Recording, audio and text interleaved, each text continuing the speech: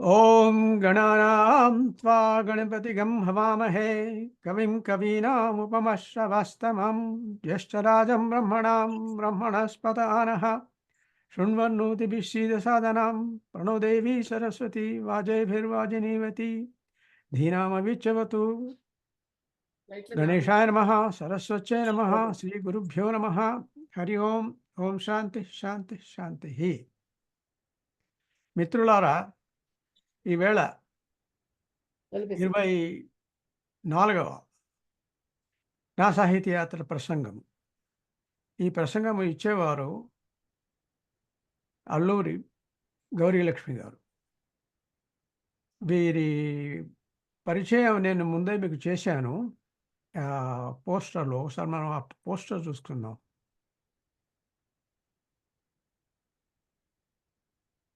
ఇది పోస్టర్ నేను చూపించాను మీ అందరికీ. కనిపిస్తుందా సరిగ్గా మీకు పోస్టరు? 25వ నా సాహితీ యాత్ర జూను 5, 2024. అల్లూరి గౌరీలక్ష్మి గారు. వీరు చెప్పినవి కొన్ని తమ పుస్తకాలలో, అవి నేను ఇక్కడ పొందుపరిచాను ఈ పోస్టర్లో. అయితే ఈవేళ నేను ఈ పుస్తకాల గురించి మాట్లాడను, పరిచయం చేస్తూ. ఎందుకంటే ఈ పరిచయం ఆల్రెడీ ఉంది కదా ఇంకా మీ దగ్గర. నేను వేరే 2 పుస్తకాల విషయంలో ఏముంది అనేది మనం కనుక్కుందాం. ఈవిడ రాసిన, గౌరీలక్ష్మి గారు రాసిన పుస్తకాల లిస్ట్ ఇక్కడ ఉంది. 1, 2, 3, 4, 5, 6, 7, 8, 9, 10, 11 పుస్తకాలు. అయితే నేను ఈ పోస్టర్ చేసినప్పుడు ఉన్న పుస్తకాలు 2. ఒకటేమో కవితల సంకలనము, ఇంకొకటేమో కథల సంకలనము. తర్వాత ఆవిడ రాసిన వ్యాసాలు, వాటి గురించి కూడా నేను ఈ పోస్టర్లో పెట్టాను. ఇప్పుడు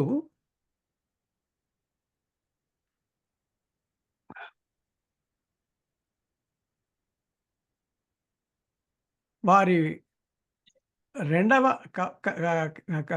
కవితా సంకలనము గౌరీలక్ష్మి గారి ప్రవాహోత్సవము. వారు ఏమన్నారంటే, ఒక చోట ఈ పుస్తకంలో మిత్రులు ఒకరినొకరి నుంచి ఒక్కొక్కరు ప్రవహించుకోవాలి అని రాశారు. ఇది చాలా గంభీరమైనటువంటివి ఈ కవితలు. వీటిలో ఎన్నో అలంకారాలు సహితంగా కూడా ఉన్నాయి కొన్ని. కానీ సాక్షిదాగా చెప్పారు వీరు చాలా విషయాలు. దాంట్లో నేను కొన్ని ఎరుకున్నాను. మొదటిది ఏమిటంటే అక్షర దీపావళి. ఈ అక్షర దీపావళిలో ఆ ఉత్సవం రోజు రాత్రి ఇంటింట తెలుగు అక్షర దీపాలు పెడదాం. ఆనాడు ఆ రోజు రాత్రి తెలుగు అక్షర దీపాలు పెడదాం. పరభాషా వ్యామోహానికి మంగళం పాడి నీతులు తెలుగులో నేర్చుకుందాం. మరిచిపోయిన మాతృభాషను గుర్తు చేయడానికి సమాయత్తం అవుదాం. ఇది చాలా ముఖ్యమైనటువంటి ఉద్దేశము.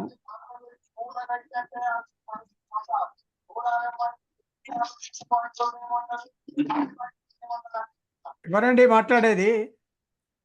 ప్లీజ్ మ్యూట్ చేసుకోండి మీరంతా.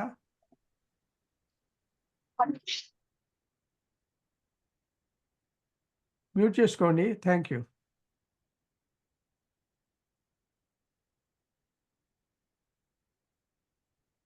అక్షర దీపావళి ఒక కవిత. 2వ కవిత ఏమిటంటే నాకు బాగా అనిపించింది. కవులు ఏం చేస్తారు? తమ సున్నితత్వానికి, భావుకత్వానికి, లోకపు లోహత్వానికి జోడి కుదరక ఏం చేస్తారు? వాళ్ళకు జోడి కుదరదు ప్రపంచంతో. సమూహంలో తమను తాము ముడుచుకోలేక ప్రకృతి కడుపులోకి పారిపోయి దాక్కుంటారు. చేస్తారు మరి? అందరు కవులు చేస్తారా ఇది? నేను అనుకుంటాను కొందరు చేస్తారు డెఫినెట్లీ. సో, కవులు ఏం చేశారన్నది ఈ కవితలో చెప్పారు వారు. 'మనిషి లాంటి దేవుడు' అనే కవితలో ఒకప్పుడు దేవుడు లాంటి మనుషులు ఉండేవారు. ఒకప్పుడు దేవుడు లాంటి మనుషులు ఉండేవారు.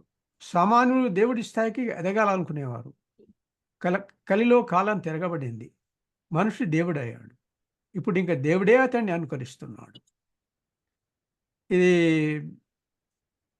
ఒక విధంగా మనం నాకు ఇది చదివిన తర్వాత నాకు జ్ఞాపకం వచ్చింది. గురజాడ అప్పారావు గారు ఏం రాశారంటే, మంచి గతమున కొంచెమేనోయ్ అని రాశారు. కానీ ఈ కవిత దానికి కొంచెం ఆపోజిట్‌గా అనిపిస్తుంది నాకు. ఎందుకంటే ఒకప్పుడు దేవుడు మనకు ఆదర్శ పురుషుడుగా ఉండేవాడు. ఆదర్శ పురుషురాలుగా మీరు శక్తిని ప్రార్థిస్తే, శక్తిని పూజిస్తే. అయితే ఒకప్పుడు మనం దేవుడు ఇలా ఉంటాడు. దేవుడికి ఈ లక్షణాలున్నాయి.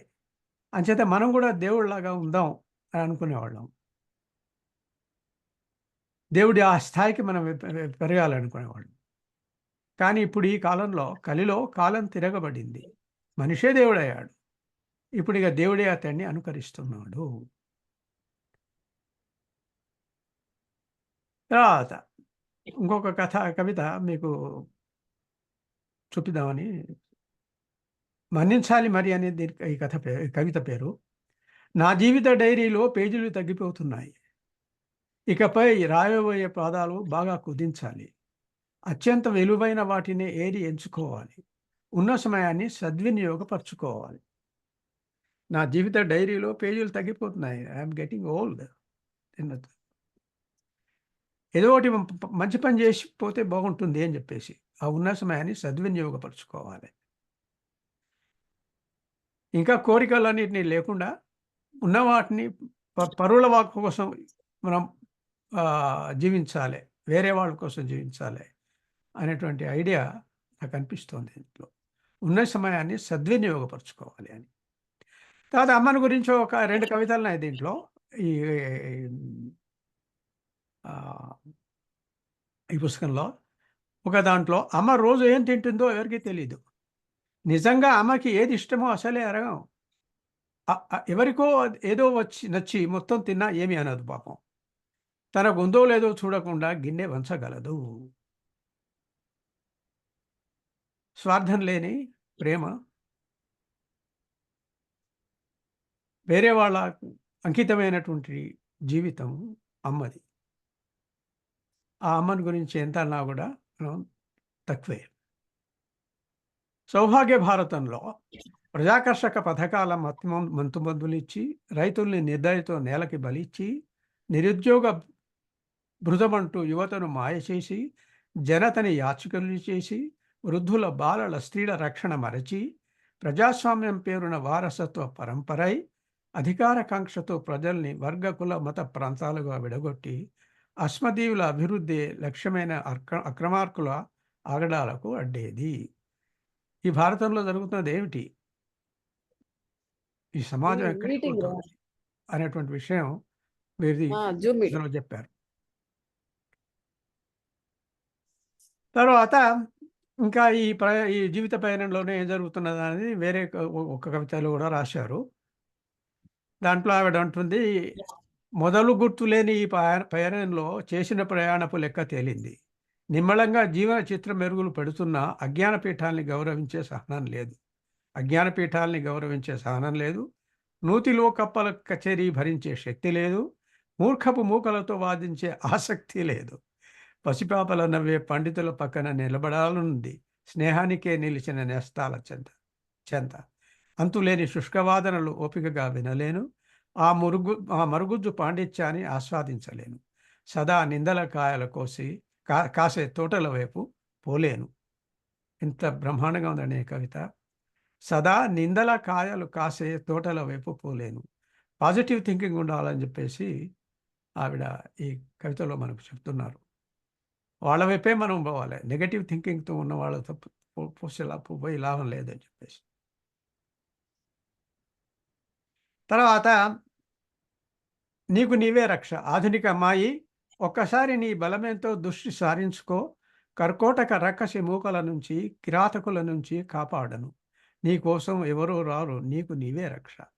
ఎంత స్టార్క్ నిజం అండి ఇది. అంతా వేరువేరైపోతున్నారు. ఎవరికి వారే యమునా తీరే అవుతున్నది ఈ సమాజంలో. అందరూ కలిసి ఉందాం. కలిసి ఒక సమాజానికి ప్రయత్నం చేద్దాం అనేటువంటి ఆహ్, ఆహ్, ఆలోచనే లేని ఈ కాలంలో ఎవరికి వారే అవుతున్నారు. ముఖ్యంగా ఆహ్, ఆడవాళ్ళ సంగతి వాళ్ళ సంగతి చాలా ఆహ్, మె మె మె మె ఇంకా మేల్పడాలి. ఇంతకంటే ఇప్పుడు మనం ఏదైతే ఉన్నదో భారతదేశంలో. ఆధునిక అమ్మాయి ఒక్కసారి నీకోసం ఎవరో రారు, నీకు నీవే రక్ష. తర్వాత ఇక్కడ నాకు ఇంకొక కవిత చాలా బాగా అనిపించింది ఇది. మారిన చిత్రాలు.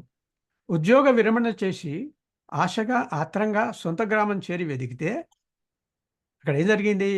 ఇక్కడెక్కడో మా ఇంటి కుటీరం ఉండాలి. ఇక్కడే ఉండాలి మా కుటీరము. దాని నిండా నాతో ఆడే మిత్రురాళ్ళు ఉండాలి. తలుపు పక్క నిలువెత్తు చిరువైన అమ్మ ఉండాలి. అరుగుపై గంభీరంగా పేపర్ చదివే నాన్న ఉండాలి. కానీ వాళ్ళందరూ లేరు. పాత బొమ్మను చెరిపేసి పెన్‌తో గీసినట్టుంది. చెరిగిపోయిన పెన్సిల్ రేఖల్ని చేత్తో తడుముకున్నా. చెరిగిపోయిన పెన్సిల్ రేఖల్ని చేత్తో తడుముకున్నా. అది. చివరికి దీని విషయమే నేను ఇవాళ పొద్దునంతా చూస్తున్నాను ఈ కవితను గురించి. ఏమిటి ఇంతకుముందు మన సాహిత్యంలో ఎవరైనా ఈ విషయం మాట్లాడారా అని. ప్రేమ కన్న మధురం. బతుకు పుస్తకంలో మిత్రత్వం ఒక్కటే మధుర వాక్యం. బతుకు పుస్తకంలో మిత్రత్వం ఒక్కటే మధుర వాక్యం. మైత్రీలత తీగ సాగి సన్నిహితమై నిలవడం అపురూపం. ఎదలోపలి ఆపేక్ష మధుర ఫలాలను పంచడం ఒక భాగ్యం. అర్హమైన ఆత్మీయులు దొరకడమే అసలైన పెద్ద వరం. కొన్ని రోజుల కింద అంటే నేను ఇండియాలో ఉన్నప్పుడు 60, 62, 63 ఆ ప్రాంతాల్లో ఓ కథ చదివాను నేను. దాని పేరు 'సృష్టిలో తీయనిది' అని. అది ఇప్పుడు మీరు గూగుల్‌లో చూస్తే తెలుస్తుంది ఆ కథ. పేరు పేరు నాకు జ్ఞాపకం రావట్లేదు. ఎవరు రాశారో. ఏమిటి మరి 'సృష్టిలో తీయనిది' అంటే, సృష్టిలో తీయనిది ఏంటంటే స్నేహం అని చెప్పేసి. ఇప్పుడు మీరు గూగుల్‌లో కొడితే మీకు చాలా వస్తాయి. ఇటువంటి కవితలు వస్తాయి. తర్వాత కథలు వస్తాయి. వాళ్ళ అభిప్రాయాలు. ఆహ్, స్నేహం అంటే ఏమిటి? ఎంత ముఖ్యమైనది జీవితంలోని. అర్హమైన ఆత్మీయులు దొరకడమే అసలైన పెద్ద వరం. ఇదండి ఆవిడ ప్రవాహోత్సవం. తర్వాత నేను ఆవిడ నవల గురించి కొంచెం మాట్లాడతాను. గౌరీ లక్ష్మి గారి నవల 'ఎదలోపలి ఎద'. 'ఎదలోపలి ఎద' నవల ఇద్దరు ప్రేమికుల మధ్య జరిగిన కథ. అయితే ఏమైందంటే నేను అనుకున్న ఫైల్ ఇక్కడ దొరకడం లేదు. చూస్తాను నేను ఇక్కడ ఫైల్ ఎక్కడుందో చూడాలి. క్షమించండి. ఆహ్, నేను అనుకున్న ఫైల్ లేదిక్కడ. ఆ! సరే let me see here.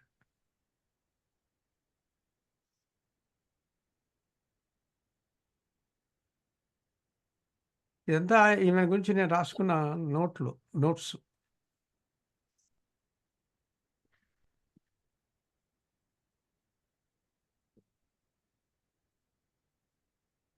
Okay. 'ఎదలోపలి ఎద'. 'ఎదలోపలి ఎద' అనే నవల ఇద్దరు ప్రేమికుల మధ్య జరిగిన కథ.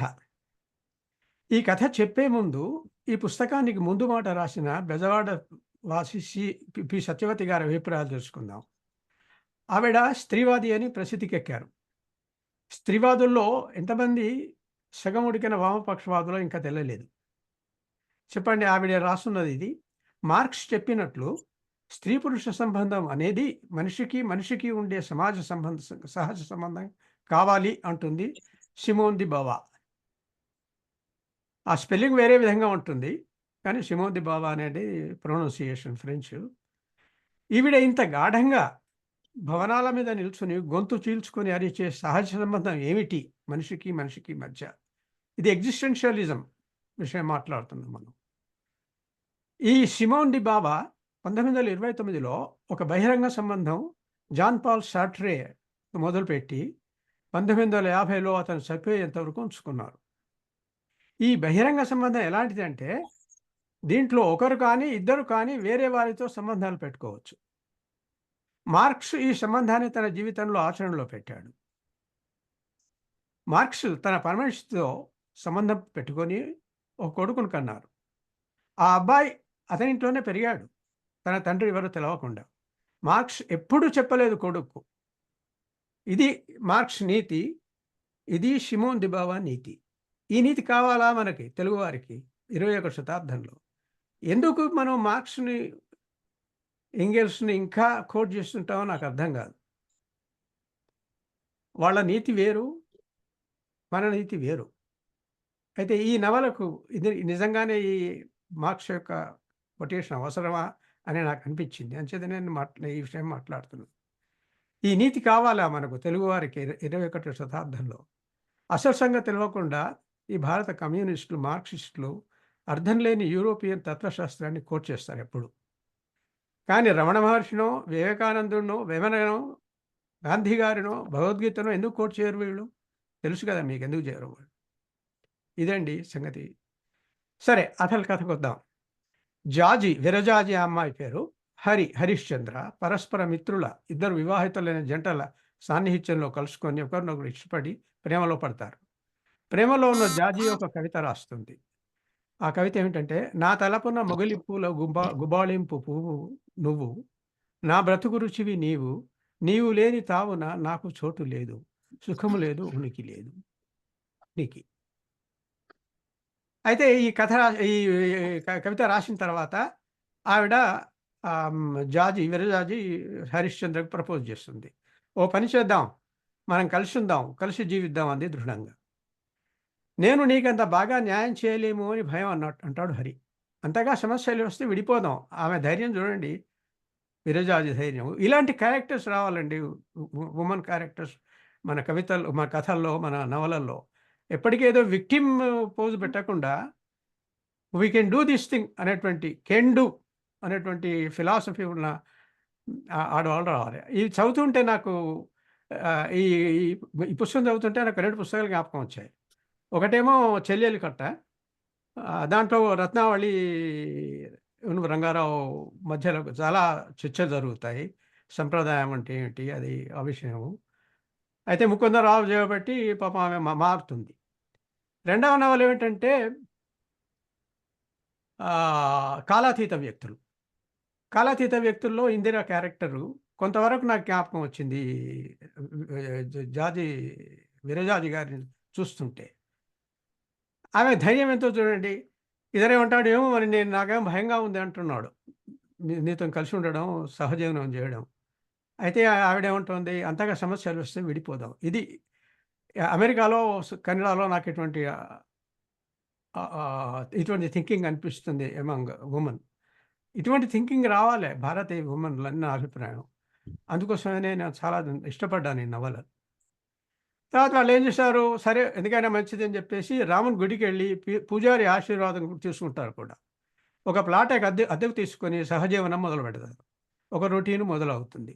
మిత్రులతో కలిసి రెస్టారెంట్ పోవడం లాంటి సోషల్ కార్యక్రమాలు చేస్తూ ఉంటారు. తర్వాత పాపం జాజికి ఒక మామయ్య గారు ఉన్నారు. ఎప్పటికీ పెళ్లి చేసుకోమని అడుగుతుంటారు. ఎప్పటికీ ఫోన్ చేస్తుంటారు. సరే వీళ్ళేం చేస్తారంటే ఒడిదుడుకులు లేకుండా జీవితం కొనసాగిస్తారు. నెలలు గడిచిపోతాయి. గడిచిపోయిన తర్వాత ఆవిడ ఇంకో కవిత రాస్తుంది. నువ్వు వచ్చాక నా జీవన ప్రాంగణం పున్నమి పెలుగులతో వెలిగి, ప్రేమ మెరుపులతో మెరసి, వెన్నెల జల్లై కురిసి అని జాజి రాస్తుంది. ఎంత బ్రహ్మాండంగా రాస్తుంది చూడండి. తర్వాత వీళ్ళు పెళ్ళిళ్ళకి, పండుగలకి, చేతులకి కలవడానికి పోతుంటారు. తర్వాత ఒకనాడు ఏమైతుందంటే, హరి ఫ్రెండ్స్‌తో రాత్రి గడుపుతుంటే ఒక ఫ్రెండ్ భార్య ఫోన్ చేస్తుంది. అతనికి విసుగు పుట్టి, నీ జీవితం బాగుందోయ్ అని అంటాడు. ఎవరితో? హరితో. పెళ్లి లేదు కానీ ఆ లాభాలున్నాయి. వీరిని వదిలిపెట్టి ఇంకోరిని చేసుకోవచ్చు అని. అందరూ నవ్వుతారు. అప్పుడు హరికి తనకు ఆత్మపరిశీలన చేసుకుందామా, ఏంటి నేను చేసిన తప్పా అని అనుకుంటున్నాడు. హరి తానేనా తప్పు చేస్తున్నా అని స్వీయ పరీక్ష చేసుకుంటాడు. అయితే ఇంటికి వచ్చిన తర్వాత జార్జికి చెప్తాడు. చెప్తే ఆమెకు దాంట్లో ఏమీ తప్పు కనిపించలేదు. హరి పెళ్లి చేసుకుందామని ప్రతిపాదిస్తాడు. జార్జి ఒప్పుకోదు. అప్పుడు ఆమె ఏమంటుంది, వివాహ వ్యవస్థ అనే ఇనుప పంజరంలో ఎందరో నలిగిపోతున్నారు, రాలిపోతున్నారు. సంసారం అనే జైల్లో మగ్గిపోతున్నారు. మనం కోరి కోరి ఆ జైల్లో ఎందుకు ప్రవేశించాలి అన్నది జాజి. ఇది ఇందిర గాని లేకపోతే రత్నావళి ప్రీ మద్రాసు రత్నావళి అనుకోవచ్చు. గత్యంతరం లేక పాఠకులు జాజిని నమ్ముతారు. కొన్ని పేజీల తర్వాత దీనికి విరుద్ధంగా ఆమె రాసిన చిరులేఖ హరి చూపిస్తాడు. అది. తర్వాత వాళ్ళకేమవుతుందంటే ఇంకోసారి చర్చ జరుగుతుంది. ఈ చర్చలు జరిగిన తర్వాత వాళ్ళు విడిపోతారు. విడిపోయిన తర్వాత చాలా రోజుల తర్వాత ఒకనాడు ఈ అమ్మాయి ముగ్గురు పిన్నులు ఆమెను చూడ్డానికొస్తారు. వచ్చి రేపే నీకు హరితో రిజిస్టర్ మ్యారేజ్ అట అంటుంది. ఇదేమిటి వీళ్ళంతా విడిపోయారు గదా! అని. జాజి వెంటనే కిందికి పరిగెత్తి హరి కారు ఆపి ఎక్కుతుంది. ఇదేమిటి నన్ను పెళ్లి చేసుకుంటావా? నీవే నన్ను చేసుకో అని అంటాడు హరి. నా ఇష్టానికర లేదా అని అంటుంది. ఇచ్చావుగా అని జేబులోంచి ఒక కాగితం తీసి ఆమెకిస్తాడు. ఆ కాగితం జార్జ్ స్క్రిబ్లింగ్ ప్యాడ్‌లో ఉంది. చిన్న పేరాగా రాసి ఉంది. అతని చేత్తో ఇది ఎలా వచ్చింది అనేది మనకు అనిపిస్తుంది. ఇంత జరిగినా ఆమె రాసిందేమిటంటే, ఇంత జరిగినా నీ మీద నాకు ప్రేమ కొంచెం కూడా తగ్గలేదు. మరి నీకెలా తగ్గిందో ఆశ్చర్యం. ఆర్గ్యుమెంట్స్ కామన్ సెన్స్‌ని చంపేస్తాయేమో.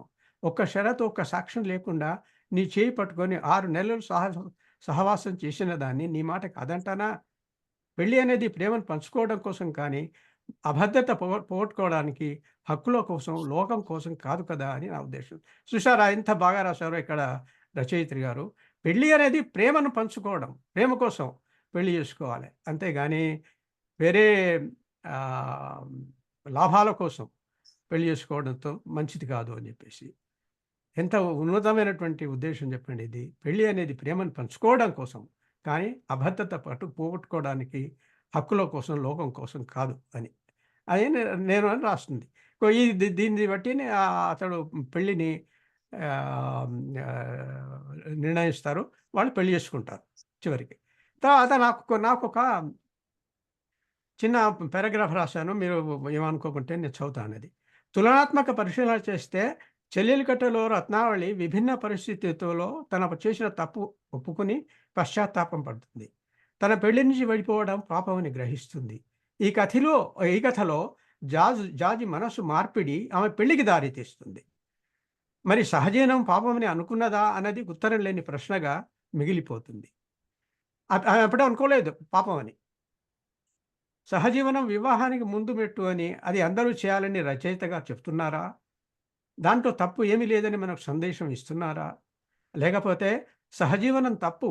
దానిని దిద్దుకోవడం కేవలం 3 ముళ్ళు కట్టించుకోవడం వల్లే సాధ్యమని రచయితలు అంటున్నారా? పెళ్లి వ్యవస్థపై దృఢమైన వ్యతిరేక భావం వెలిబుచ్చిన జాజి మనసు మార్చుకున్నది ఏ విధంగా? రత్నావళి మారడానికి ముకుందరావు ముఖ్య కారణం. ఆ చెల్లెలి కట్టలో. కానీ ఇక్కడ అలాంటి పాత్ర ఈ నవలలో లేదు. ఇంకొక తులనాత్మక పరిశీలనలో కాలాతీత వ్యక్తులలో ఇందిర పాత్ర జాజి పాత్రతో సమన్వయం అవుతుందా అని పృచ్ఛించవచ్చునేమో. ఇందిరకున్న దృఢచిత్తం జాజికున్నదా అనే సంశయం పుట్టక తప్పదు. ఇదండి నా పరిచయం వారిని గురించి. ఈ పరిచయంతో నేను ముగిస్తూ గౌరీలక్ష్మి గారిని వేదిక మీదకి ఆహ్వానిస్తున్నాను. గౌరీలక్ష్మి గారు వేదిక మీదే వచ్చి మీ సాహిత్యాత్ర ప్రసంగం ఇవ్వండి.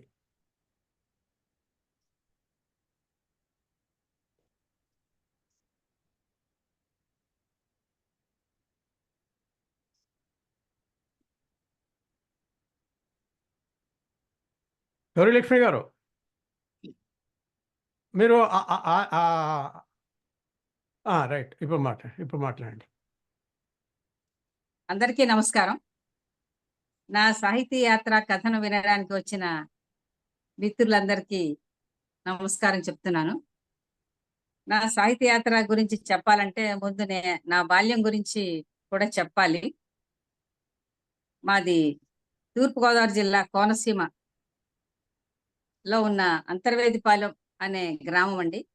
అది అంతర్వేది సముద్రానికి దగ్గరగా ఉంటుంది, 5-6 కిలోమీటర్లు. అంటే అది కోనసీమ అంటే అందరికీ తెలుసు కదా, కొబ్బరి చెట్లు, చేలు, కాలవలు, పచ్చని ప్రకృతి ఉండే ప్రదేశం. అయితే నేను అక్కడ పుట్టాను. అయితే నాకు 6 సంవత్సరాలప్పుడు మా మదర్ చనిపోయారు. అప్పుడు మా ముగ్గురు అక్కయ్యలు, నాకు ఒక అన్నయ్య.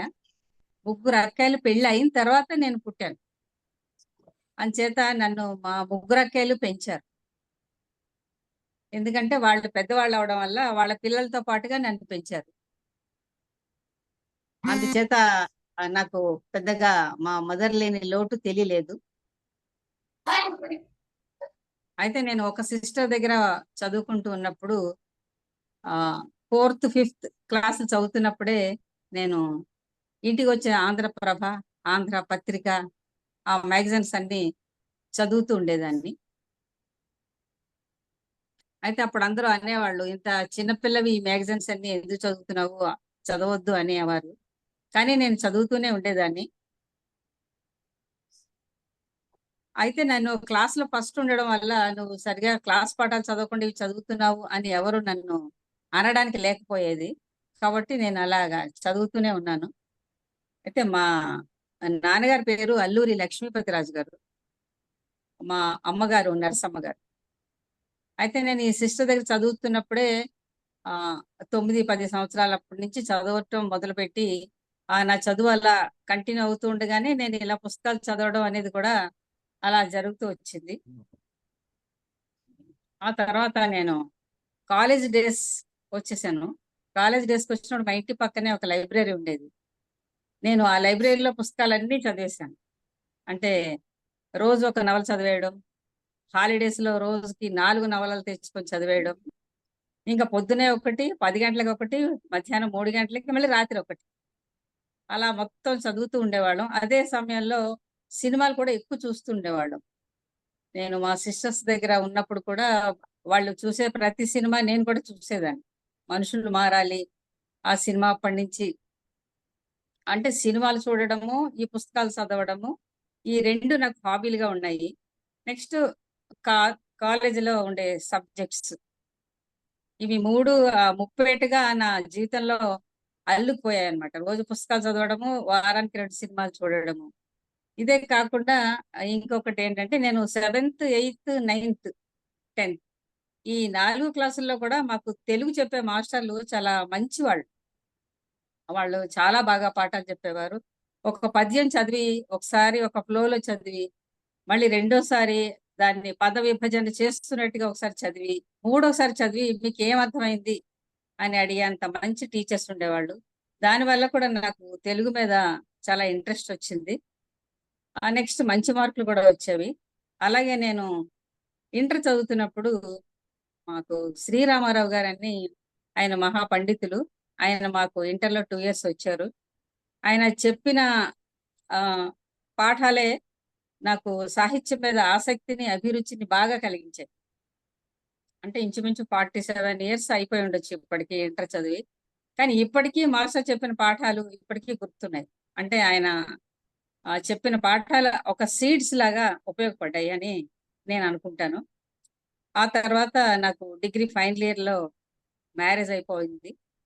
అయిపోయిన తర్వాత ఒక 1 ఆర్ 2 ఇయర్స్, మేబీ 82 ఆ టైంలో రోజు సాహిత్యం చదివే ఈ క్రమంలో మల్లిక్ గారు ఒక కథ రాశారు. ఒక వీక్లీలో. ఏమంటే 'ఆడది'. ఆ కథ పేరు 'ఆడది'. ఆ కథ ఏమిటంటే, పక్కింటి అమ్మాయి వచ్చి, "మీ ఆయన నాకు ఒక లెటర్ ఇచ్చాడు. లవ్ లెటరు" అని చెప్పి చూపిస్తుంది. చూపించినప్పుడు ఆమె గబగబా ఆ లెటర్ చదివేసి, చింపేసి, "మా ఆయన చాలా మంచివాడు. నువ్వే అలాంటి దానివి. పోయి రా" అంటుంది. ఆయన చివరి సెంటెన్స్, "పాపం ఎంతైనా ఆడది" అని ముగించారు. అంటే బహుశా ఆయన ఉద్దేశం ఆ అమ్మాయి యొక్క అశక్తత కావచ్చు. అంటే అమ్మాయి భర్తని తప్పు పట్టుకుని ఆయన నిలదీసే శక్తి లేనిది కాబట్టి ఇలా చేసింది అని పాపం ఆయన సానుభూతితోనే రాసుంటారు. కానీ నాకు ఆ 21, 22 ఇయర్స్ నాకేమర్థమైందంటే, ఆడవాళ్ళ వీక్‌నెస్ నేనేదో వెక్కిరించాడు అని నాకు చాలా కోపం వచ్చేసింది. ఏదో కథలవి చదివిన జ్ఞానం ఉండబట్టి ఒక కథ రాసేయాలని కూర్చొని 'మగాడు' అని కథ పేరు పెట్టి, కథ చివర లాస్ట్ లైన్, "పాపం ఎంతైనా మగాడు" అని రాసేసి కూర్చుకున్నా. ఈ కథ టైటిల్ పెట్టేసాను, ఎండింగ్ పెట్టేసాను. మధ్యలో ఏం రాయాలో తెలీదు. అది ఎలాగో చాలా కష్టపడి ఒక కథ రాసేసానండి. రాసిన తర్వాత ఆ కథని మళ్ళీ నన్ను నేనే చాలా హైగా ఎస్టిమేషన్ వేసుకొని విజయ్ బాపినేడు గారు విజయ్‌కి పంపించాను. ఏదో ఈ చిన్న మ్యాగజైన్స్ నాకు పనికిరావన్నట్టు. పంపించిన తర్వాత దానికి ఒక 6 నెలలైనా ఏమీ అతీగతి లేదు. నాకెప్పుడైనా గుర్తొచ్చినప్పుడు చాలా సిగ్గుగా ఉండేది. అందరికీ తెలిసిపోయి ఉంటుంది. ఈవిడ ఆ కథ చదివి దాన్ని రిటార్ట్‌గా ఈ కథ రాసింది. ఆ కథ చదివి ఇన్‌స్పైర్ అయ్యి రాసేసింది అని చెప్పి అందరూ నవ్వుకొని ఆ మ్యాగజైన్ వాళ్ళు దాన్ని చింపేసి ఇలా రాయకూడదు కదా! అని చెత్తబుట్టలో పారేసుంటారు. అనుకుని ఎప్పుడు గుర్తొచ్చినా సరే ఇంకెప్పుడు ఇలా ఆవేశపడి ఇలా రాయొద్దు అని సిగ్గుపడుతూ ఉండేదాన్ని మనసులో. అయితే సరిగ్గా ఆ టైంలోనే నాకు పోస్ట్‌లో విజయ మంత్లీ వచ్చేసింది. ఇదేంటి నేను షాప్‌లో కొనుక్కుంటాను కదా! ఇంటికెందుకొచ్చింది? షాప్ వాడు పంపాడా అని చూస్తే నా కథ అందులో పబ్లిష్ అయిపోయింది. అది నాకు చాలా షాక్ అయిపోయింది ఆ వయసుకి. షాక్ అయిపోయి నేను అసలు ఇది నా కథేనా అని చెప్పి కథ అంతా తెచ్చి నేను దాన్ని కంపేర్ చేసి చూసా. సేమ్ నా కథే. అయితే ఎవరికైనా చూపించాలంటే కూడా భయమేసింది. ఇది చూపించొచ్చా? ఎందుకు రాసావు ఈ కథ అని అడుగుతారేమో. నేను మల్లిక్ గారి కథను చూసి రాసానని అందరికీ తెలిసిపోయేదా తప్పేమో అని అలా భయంగా చూపించాను. అయితే నాకు ఇంకా సర్ప్రైజ్ ఏంటంటే 1 వీక్‌లో నాకు రూ. 75 మనీ ఆర్డర్ కూడా వచ్చేసింది. ఆ షాక్ నుంచి నేను కోమాలో కూడా వెళ్ళిపోయానేమో. అంత ఆహ్, ఆనందం పట్టలేకపోయి అసలు నమ్మలేకపోతున్నాను. ఇన్ని డబ్బులు కూడా పంపిస్తారా అని అలా ఉండిపోయి అది ఎవరికైనా చూపించేప్పుడు వాళ్ళందరూ ఏమనేవాళ్ళంటే, "ఓహో! నువ్వు రచయిత్రివైపోయావన్నమాట. ఏం రాసేస్తావా రేపటి నుంచి" అనేవాళ్ళు. అబ్బబ్బే! నేనేం రాయను. ఏదో ఒక్కసారి అలా రాశాను. అదేదో ఆయన మీద కోపం కొద్దీ రాశాను తప్ప, నేనేమిటి కథలు రాయడం ఏంటి? నేనెప్పుడు రాయను అని చెప్పి అసలు ఆ ఊహ కూడా చేయలేదండి. ఆ తర్వాత 86లో నాకు అంటే అప్పటినుంచి నేను బిజీ అయిపోయాను. నా టెక్నికల్ క్వాలిఫికేషన్స్ ఎక్వైర్ చేయడం, ఎంప్లాయ్‌మెంట్ ఎక్స్‌చేంజ్‌కెళ్ళడం. ఆంధ్ర నుంచి హైదరాబాద్ వచ్చాను కాబట్టి ఆ ఉద్యోగం వేటలో ఉండిపోయానండి. ఏపీ ఐఐసీలో ఆంధ్రప్రదేశ్ ఇండస్ట్రియల్ ఇన్‌ఫ్రాస్ట్రక్చర్ కార్పొరేషన్‌లో నేను 86లో జాబ్‌లో జాయిన్ అయ్యానండి. జాయిన్ అయిన తర్వాత ఒక అమ్మాయి, అబ్బాయి. మా హస్బెండ్‌కి సెక్రటేరియట్‌లో జాబ్ రావడంతోటి నేను హైదరాబాద్ రావడం జరిగింది. అప్పుడు కొంచెం సెటిల్ అయ్యాము. అయితే 91 ఆ టైంలో 'రజని' అని ఒక అడ్వర్టైజ్‌మెంట్ వచ్చిందండి. రచయితల జర్నలిస్ట్‌ల నికేతన్ అని వై. రాంబాబు అండ్ సాయి వాళ్ళు ప్రసిద్ధ రచయితలు. మరి సార్‌కి తెలిసేమో. వాళ్ళు ఒక డిప్లొమా కోర్స్ లాగా పెడతాము. ఒక 10 మంత్స్ ఉంటుంది ఇది అని ప్రతి నెల నాకు ఒక క్వెషనైర్ పంపించేవారు. అంటే ఒక 'స్వేచ్ఛ' అనే గోల్గా గారి నవల కొనండి, చదవండి, మీ అభిప్రాయం రాయండి. అంటే రాసేవాళ్ళం. ఆ నెల మొత్తం పట్టేది. వాళ్ళిచ్చిన క్వెషనైర్ రాయడానికి మాకు 1 మంత్ పట్టేది. పోస్టులు పంపిస్తే దాన్ని దిద్ది కొన్ని సజెషన్స్ చేసి మళ్ళీ రిటర్న్ పంపించేవారు. సరిగ్గా అదే టైంలో వేదగిరి రాంబాబు గారు కూడా కథావీథి అని ప్రతి సెకండ్ సాటర్‌డే మమ్మల్నందరిని పిలిచేవారు. ఇక్కడ ఏదో ఒక లిటరరీ మీటింగ్ అవుతుండేది. సిటీ సెంటర్ లైబ్రరీ హైదరాబాద్‌లో. అక్కడికి మధురాంతకం రాజారాం లాంటి వాళ్ళు, ఇంకా చాలా పెద్ద పెద్ద రైటర్స్ వచ్చేవాళ్ళు. బహుశా అవేమైనా బుక్ రిలీజ్‌లు గాని ఏమైనా అవుతూ ఉండొచ్చు. అవేంటో కూడా మాకు తెలిసేది కాదు. మాకొక్కటే ఆశ నా ఫ్రెండ్స్‌కి మాకందరికి. అక్కడికి రైటర్స్ వస్తారు. ఆ రైటర్స్‌ని చూడొచ్చు. అలాగే రాంబాబు గారు మమ్మల్ని పరిచయం చేసేవారు. వీళ్ళకి చాలా ఇంట్రెస్ట్ ఉందండి. సాహిత్యం అది చదివే పిల్లలు వీళ్ళు అని పరిచయం చేసేవారు. అలాగా చాలా మంది రైటర్స్‌ని చూసాము. కానీ మాకేది రాసే ఉద్దేశ్యం అయితే కాదు. వాళ్ళందరిని పరిచయం చేసుకొని వాళ్ళ దగ్గర సిగ్నేచర్స్ తీసుకొని ఏవో సంతోషపడుతూ ఉండేవాళ్ళు. సరిగ్గా అదే టైంలో యండమూరి వీరేంద్రనాథ్ గారు కూడా ఆహ్, కథా వర్క్‌షాపులు మొదలుపెట్టారు. సరే అక్కడికి వెళ్తే అక్కడ కూడా ఏం చెప్తున్నారో చూద్దాం అని కొంతమంది ఉండేవారు. నలుగురు, ఐదుగురు గ్యాంగు అబ్బాయిలు, అమ్మాయిలు. ఈ సాహిత్యం మీద ఇంట్రెస్ట్ ఉన్నవాళ్ళు. సరే అని యండమూరి గారి దగ్గర క్లాసెస్ కూడా వెళ్ళాము. వెళితే ఆయన కూడా కొన్ని సబ్జెక్ట్స్ ఇచ్చేవారు. ఈ సబ్జెక్ట్ మీద ఎవరైనా కథ రాయగలరా? ఈ సబ్జెక్ట్ మీద ఎవరైనా రాయగలరా? అంటే అలా ఆయన ఇచ్చిన సబ్జెక్ట్‌కల్లా ఒక్కొక్క కథ రాసేసి పట్టుకెళ్ళడం. ఏంటి ఇప్పుడు 1 వీక్‌లో ఎలా రాసేసారు? ఇప్పటికిప్పుడే రాసారా? ముందు రాసి తెచ్చారా? అంటే లేదు సార్ మీరు చెప్పాక తెచ్చాము అని. అలా 93 నుంచి నేను అనుకోకుండా అలా కథలు రాయడం మొదలుపెట్టేసాను. ఒకటేసారి మయూరిలో ఒకటి, పల్లకిలో ఒకటి, జ్యోతిలో ఒకటి ఇలా నేను రాయడం, అవి పబ్లిష్ అయిపోవడం. సో అలా యాక్సిడెంటల్ గా నేను 93 నుంచి రైటర్ అయ్యానండి. అంటే ఇంచుమించు 31 సంవత్సరాల నుంచి. ఈ 31 సంవత్సరాల్లో నేను 4 నవలలు, 4 కథా సంపుటాలు, 3 పొయిటరీ బుక్స్, 3 కాలమ్స్ బుక్స్ వచ్చాయండి. కొన్ని పొలిటికల్ సెటైర్స్ కూడా రాశాను. అంటే 14 పుస్తకాలే వచ్చాయి. అయితే నేను రచయితని అవ్వడానికి ఏంటి కారణం అని ఎప్పుడైనా నేను అనుకుంటే నాకు ఏమైనా రీజన్స్ అనిపిస్తాయంటే, నేను చిన్నప్పటి నుంచి స్కూల్స్ చాలా మారాను. మా ముగ్గురు అక్కయ్యల దగ్గర చదివాను. మా అన్నయ్య దగ్గర కూడా చదివాను. మా అన్నయ్య దగ్గర చెన్నై నొంగంపాకంలో చదివాను.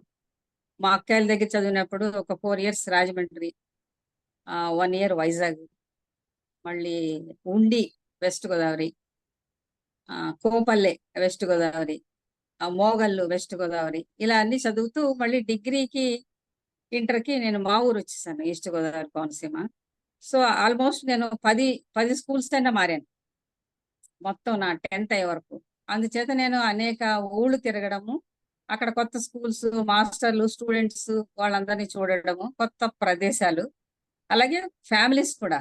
మా సిస్టర్స్ వాళ్ళ ఇన్లాస్, వాళ్ళ పెద్ద ఖాందాన్ ఉంటుంది కదా, అలా అంతమందిని చాలా తక్కువ వయసులో నేను ఎక్కువ ఆ, అంటే చుట్టుపక్కల వాళ్ళతో మమేకం అవడం వల్ల మనుషుల మీద అంటే నాకు ఒక అవగాహన, మనుషులు ఇలా ఉంటారు అలా ఉంటారు అని ఒక ఐడియా వచ్చి ఉండొచ్చు అని నేను అనుకుంటాను. ఎందుకంటే సాధారణంగా పిల్లలు తల్లి తండ్రి ఇద్దరి దగ్గర పెరుగుతారు. ఇన్ని ఊళ్ళు తిరిగి, ఇన్ని స్కూళ్ళు తిరిగి, ఇన్ని ఫ్యామిలీస్ లో ఉండరు కాబట్టి బహుశా అదేమైనా నాకు కొంచెం ఈజ్ ఏమైనా వచ్చిందేమో తెలియదు. నెక్స్ట్ ఇంకొకటి ఏమంటే, లోక నైజాన్ని గమనించినప్పుడు కూడా నాకు కొంత అన్రెస్ట్ వచ్చేది. ఎందుకంటే ఈ పుస్తకాలు చదవడం అలవాటైపోయి మనుషులు కూడా చదువుతూ ఉండేదాన్ని.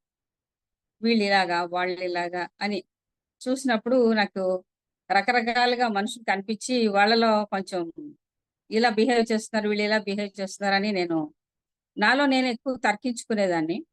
కొంతమంది ఉంటారు, వాళ్ళందరినీ విమర్శిస్తారు. కొంతమంది వాళ్ళలో తప్పులు, వీళ్ళలో తప్పులు వెతుకుతారు. కానీ వాళ్ళ పిల్లలు వచ్చినా, వాళ్ళ స్పౌజ్ వచ్చినా వాళ్ళు ఏమనరు. అంటే వాళ్ళ వరకు వచ్చేసరికి విమర్శించరు, ఏం చేయరు.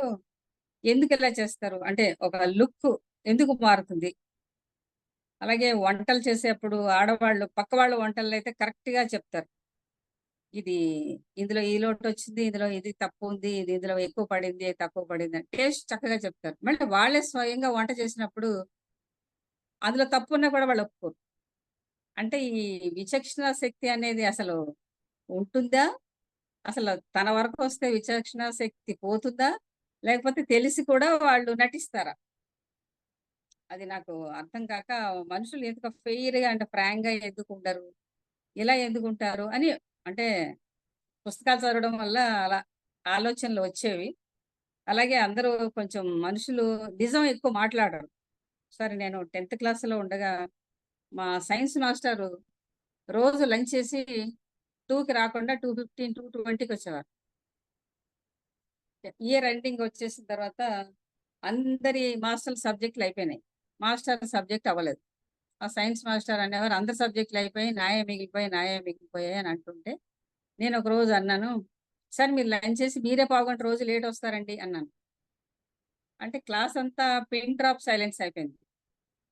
మాస్టర్ కూడా ఏం మాట్లాడలేకపోయారు. అయితే మాస్టర్ వెళ్ళిపోయాక అందరూ నన్ను బాగా తిట్టారు, మాస్టర్ని ఎలా అంటావా అని. అంటే అది నిజమే కదా, నిజమే కదా, అందులో ఎందుకు అనకూడదు అనేదాన్ని. అంటే నిజమైనా సరే మాస్టర్ని ఎలా అనకూడదు అంటే అలా అప్పటికే మనం ఇలా బిహేవ్ చేయాలి, అలా బిహేవ్ చేయాలి అని డిసైడ్ అయిపోయి ఉంటారనమాట పిల్లలు. నాకు అది తెలిసేది కాదు. అలాగే కాలేజీలో కూడా నేను అన్ని అడుగుతుంటే ఇవి భద్రకాళి అని, నిజాల్ని నిర్భయంగా మాట్లాడేస్తుందని, ఇలా నన్ను విక్రించేవాళ్ళు.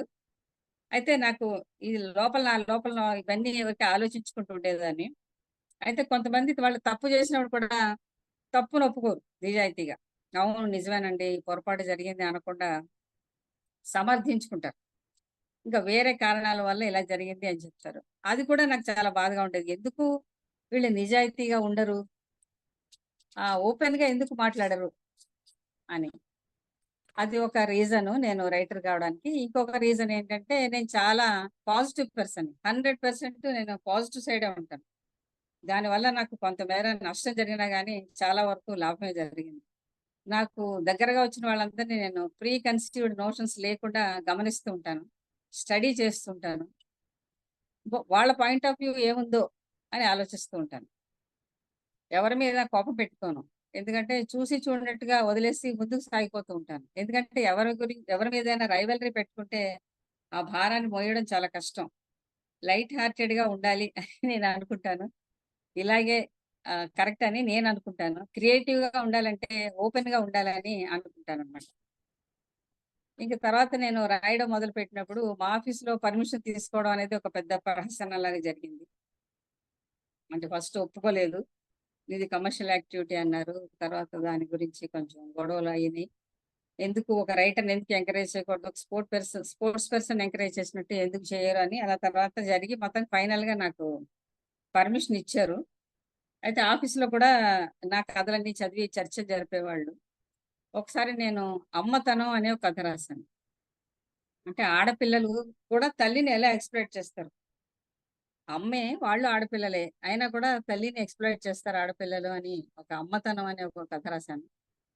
ఆ తర్వాత ఒక కవిత రాశాను.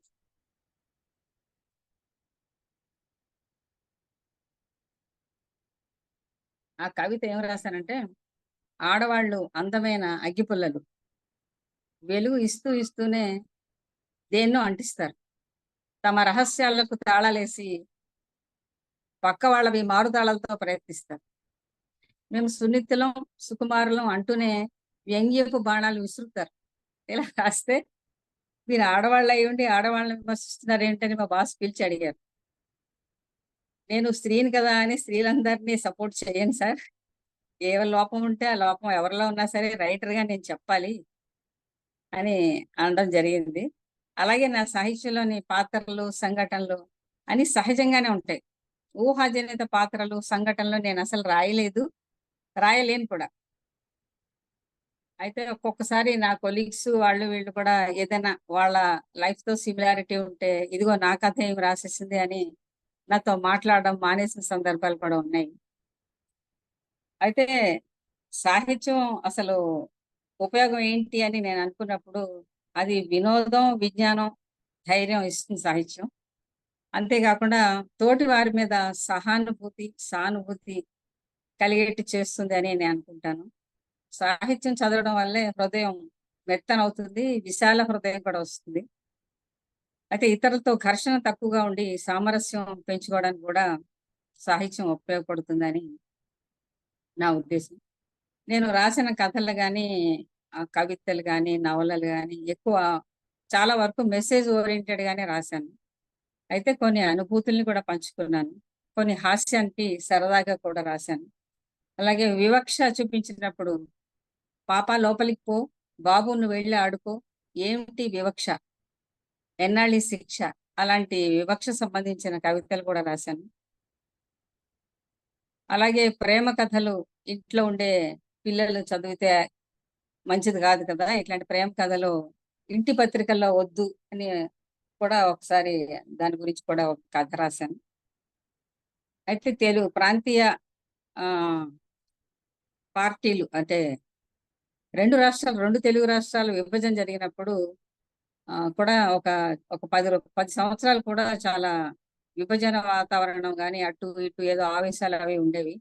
అప్పుడు నేను కొన్ని కవితలు, 4 కథలు, కాలమ్స్ రాశాను. ఏమంటే ప్రాంతీయ కళ్ళజోడు ధరించి వారసత్వ వైరాన్ని మొయ్యొద్దు.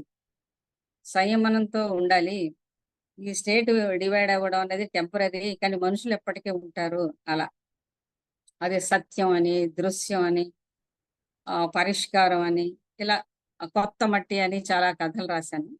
కలిసికట్టుగా అని ఒక కాలం, ఇద్దరొక్కటిగా అలా. అంటే ఆవేశం, అపోహలు వద్దు అన్నట్టుగా నేను రాశాను. అంటే అప్పటి రాజకీయ వాతావరణాన్ని రిఫ్లెక్ట్ అయ్యేలాగా రాశానని చెప్తున్నాను. అలాగే మహిళా సాధికారత గురించి కూడా కథలు రాశాను, కవితలు రాశాను, కాలమ్స్ కూడా రాశాను. 'చౌరస్తాలో చెల్లాయి' అని దాని ఒక కవిత రాశాను. అంటే ఆడపిల్లలు చదువుకొని ఉద్యోగాలు చేస్తూ కొన్ని హింసలకి లేకపోతే ఈ హత్యలకి గురవుతున్నప్పుడు బాధతో రాశాను. ఆడపిల్లలు చదువుకొని ముందుకెళ్ళారు. కానీ ఇలా జరిగినాయి అని వెనక్కి వెళ్ళకూడదు. ముందుకే వెళ్ళాలి. అలా రాశాను. ఇంకా కొన్ని కాలమ్స్ గాని అవి కవితలు కూడా తాత్విక చింతనతో రాశాను. దానికి కారణం ఏంటంటే మా నాన్నగారు లక్ష్మీపతిరాజు గారు, మా నాన్నమ్మ గారు సుబ్బమ్మ గారు వాళ్ళు ఎక్కువ తాత్విక చింతనతో ఉండేవాళ్ళు. ఎప్పుడు దాని గురించి భగవద్గీత గురించి, రామాయణం గురించి మాట్లాడుతూ ఉండేవారు.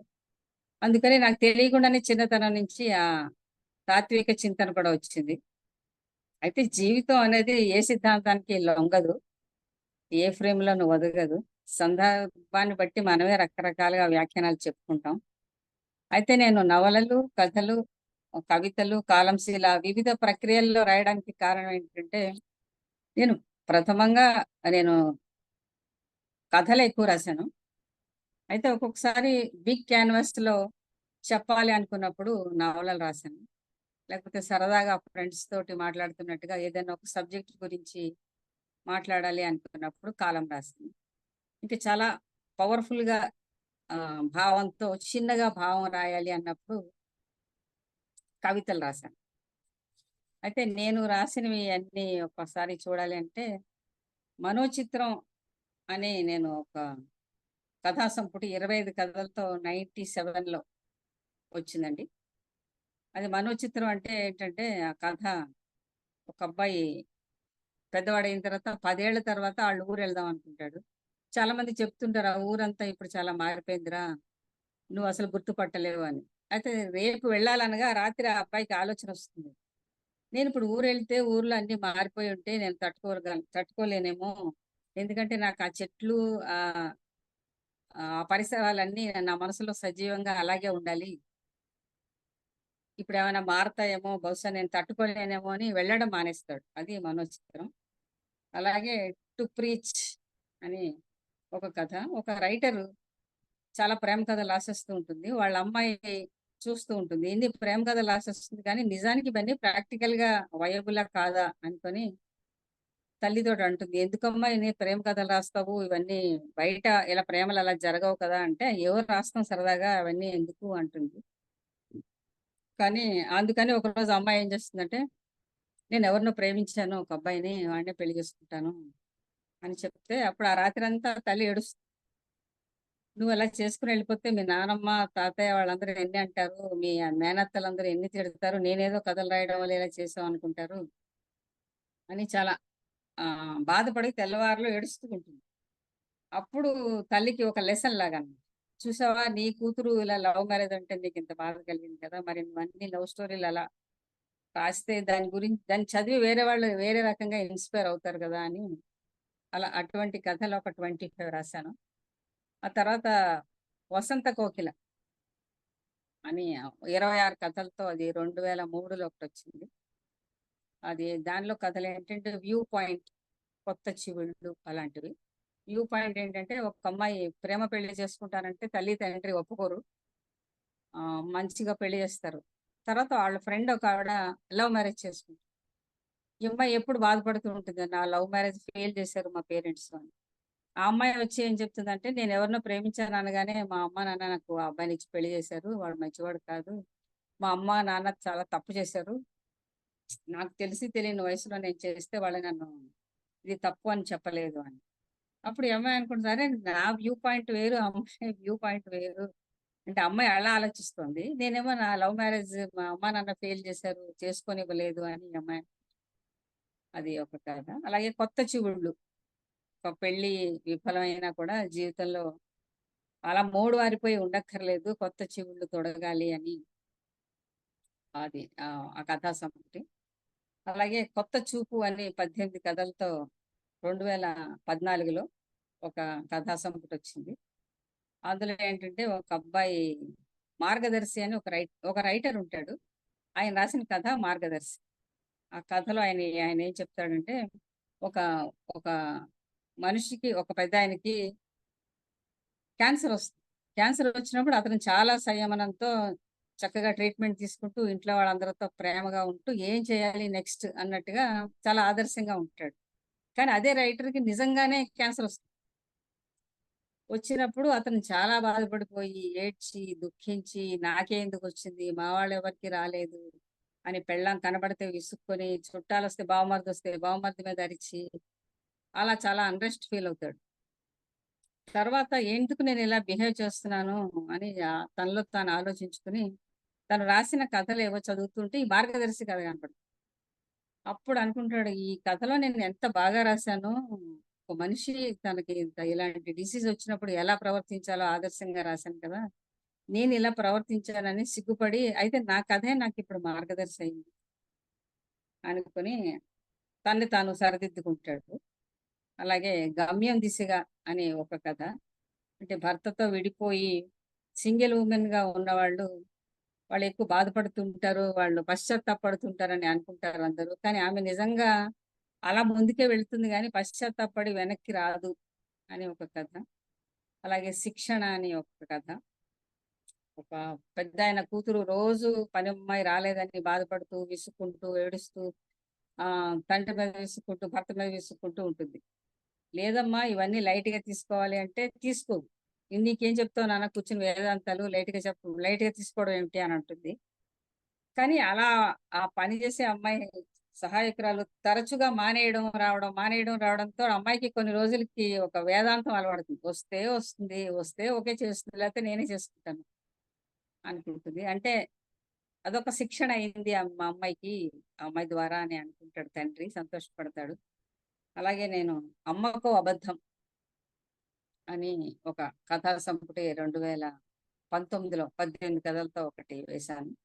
అది అపార్ట్మెంట్ కల్చర్ ఎలా ఉంది?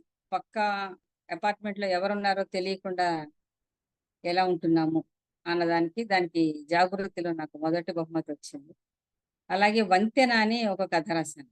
అదేంటంటే మానవ సంబంధాలు చాలా ఇప్పుడంత చిక్కగా ఉండట్లేదు. మనుషులు దూరంగా ఉంటున్నారు. కానీ దూరం అయిపోయినా కూడా ఒక వంతెన నిర్మించుకొని మనుషులందరూ కలిసి ఉండాలి. బంధువులందరూ కలిసి ఉండాలి అన్నదానికి నేను 'వంతెన' అని రాశాను. అలాగే ప్రేమించి ఎవరైనా పెళ్లి చేసుకున్నప్పుడు ఎక్కువ నెగెటివ్ వెళ్ళకుండా నిబ్బరంగా ఉండాలి. ధైర్యంగా అడుగేయి నిబ్బరంగా. అంటే ముందుకు వెళ్ళదలుచుకున్నప్పుడు ముందుకు వెళ్ళాలి అని. అలాగే 'సీ రియల్' అని ఒక కథ ఇందులోనే. సాధారణంగా అత్తమామల్ని కొడుకు, కోడలు సరిగ్గా చూడట్లేదు. అవే సీరియల్స్‌లో వాళ్ళని ఇబ్బంది పెట్టినట్టు, ఇల్ ట్రీట్ చేసినట్టుగా సీరియల్స్ ఉంటాయి, సినిమాలుంటాయి, కథలుంటాయి. కానీ నిజ జీవితంలో అత్తగారిని, మామగారిని బాగా చూసినా కూడా అత్తలు, మామలు గుర్తించి మా ఈ అమ్మాయి బాగా చూస్తోంది అనకుండా ఇంకా ఏదో అసంతృప్తిగా ఉండేవాళ్ళుంటారు. నిజానికి ఈ సీరియల్స్‌లో వచ్చేదానిలా కాకుండా నిజంగా రియాలిటీ వేరుగా ఉంటుంది. రియల్ అని ఒక కథ రాశాను. సో, ఇవన్నీ నా కథల గురించి. ఇంకా నేను 4 నవలలు రాశాను. ఒకటేమంటే 'అనుకోని అతిథి.' అంటే ఒక అమ్మాయి మా బాస్ చాలా అందంగా ఉన్నాడు. నేను ఇలాంటి అబ్బాయినే చేసుకోవాలనుకున్నాను. అతనికి పెళ్ళైనా సరే నేను రెండో భార్యగా ఉంటాను అని చెప్పి ఆ అమ్మాయి అనుకుంటుంది. అతనికి కూడా చెప్తుంది. అది అతని ఫ్యామిలీలో కొంత అన్‌రెస్ట్ అవుతుంది. అది చివరికి ఏంటంటే అలాంటి ఆకర్షణలకి లొంగిపోయి గబుక్కున అలా సెకండ్ మ్యారేజ్‌లు అవి చేసుకుంటే జీవితాంతం బాధపడతారు. ఆ టైంలో వాళ్ళకి సరైన టైంలో సరైన సలహాలు ఎవరైనా ఇస్తే వాళ్ళ జీవితాన్ని దిద్దుకుంటారు అని అది రాశాను. నెక్స్ట్ 'అంతర్గానం' అని రెండో నవల. అది 2012లో రాశాను. అది అంటే ఆడపిల్లలు చదువుకుని వాళ్ళ కాళ్ళ మీద వాళ్ళు నిలబడినప్పుడు వాళ్ళ పరిస్థితి ఎలా ఉంటుంది? అలా కాకుండా భర్త మీద ఆధారపడి ఉంటే ఎలా ఉంటుంది? భర్త మీద ఆధారపడి ఉన్నప్పుడు సాధారణంగా మగవాళ్ళు ఏమంటారంటే, "నీకు రూ. 10 సంపాదిస్తే తెలుస్తుంది. ఇంట్లో కూర్చొని చాలా చెప్తావు. రూపాయి సంపాదించి బయటికెళ్ళి" అంటూ ఉంటారు. అలా ఒక అమ్మాయి భర్త చేత అలా అనిపించుకుంటూ ఉంటుంది. ఇంకొక అమ్మాయి ఉద్యోగం చేస్తుంది వాళ్ళ సిస్టరే. కానీ ఆ జీతం అంతా భర్త తీసుకుంటాడు. ఆర్థిక స్వాతంత్ర్యం ఉన్నా గానీ ఆమెకు సాధికారత రాలేదు. ఎందుకంటే భర్తే పెత్తనం అంతా చేస్తూ ఉంటాడు. సరే ఈ మొదటి అమ్మాయి కొన్ని రోజుల తర్వాత తానే రెడీమేడ్ షాప్ పెట్టి తన టైలరింగ్‌ని అభివృద్ధి చేసుకొని బాగా సంపాదిస్తుంది. భర్త కన్నా ఎక్కువ సంపాదిస్తుంది.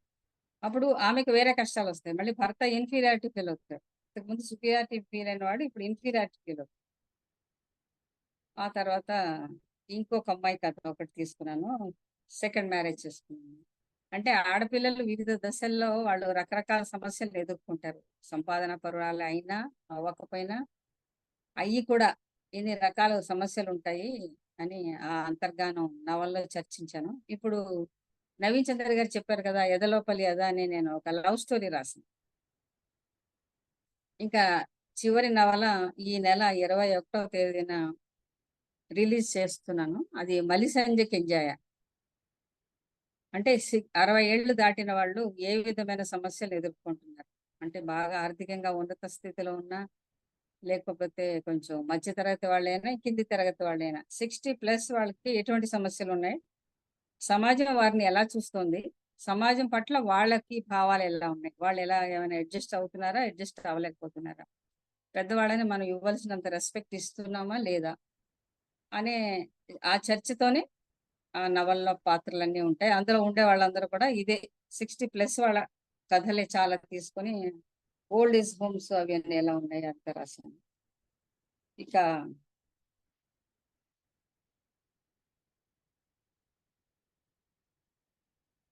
కవిత్వం వరకు వస్తే నేను నిలువుటద్దం అని ఒక ఆ, కవితా సంపుటి 2008లో రిలీజ్ చేశాను.